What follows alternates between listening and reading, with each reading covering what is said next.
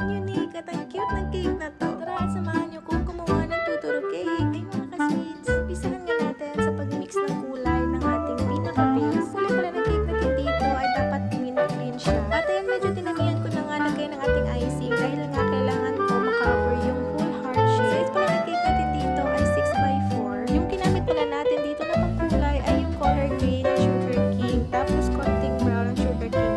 So ayun na nga, na-achieve na natin yung pagka-mint green ng ating color. At ready na to i-cover sa ating cake. Yung cake pala natin dyan ay galing din sa chiller kasi nga nag-ground cook ko na siya para mag-settle siya ng konti. Nag-start na pala tayo dyan pag-vibe sa baba ng paraffle design. At ayun nga, medyo nalitan ako sa tip na ginamit dito kasi medyo matatabunan yung design sa pangalawang layer na ilalagay natin dito. Or medyo malaki lang talaga yung pangalawang layer ng tip na ginamit ko.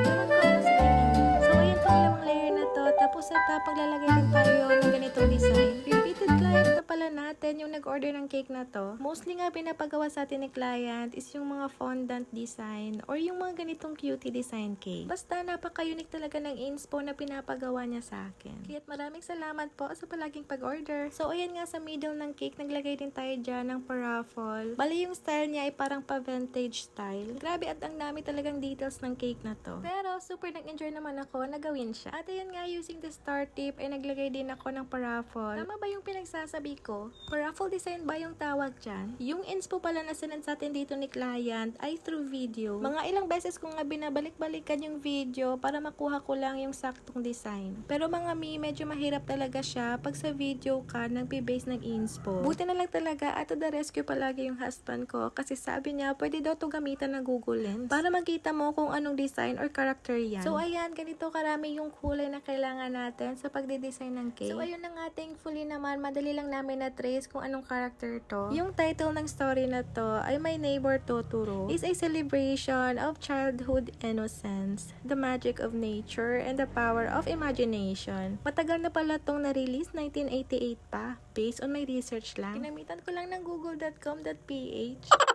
So, ayan, kahit hindi na ako nagtanong kay client kung anong character yung sinend niya kasi nga, open source na tayo lahat, masisearch mo naman lahat sa internet. And if hindi ko naman kayang malocate, that's the time na siguro na magtatanong na ako kay client. At ayun ang haba ng voice over ko, nasa 2 minutes and a half na tayo dito. Actually, napakaraming cut na nga yung ginawa ko sa full video na to. At ayun, na-rest lang natin saglit yung ating cake dahil maglalagay na po tayo ng fondant topper sa taas. Para mag-set naman siya ng konti bago natin lagyan. At ito na nga yung ating mga character. Napaka-cutie talaga nila, grabe. At may pabalon pa tayo dyan. Made of fondant din po yan. Nilagyan ko rin ng konting pearl para dagdag ganda. At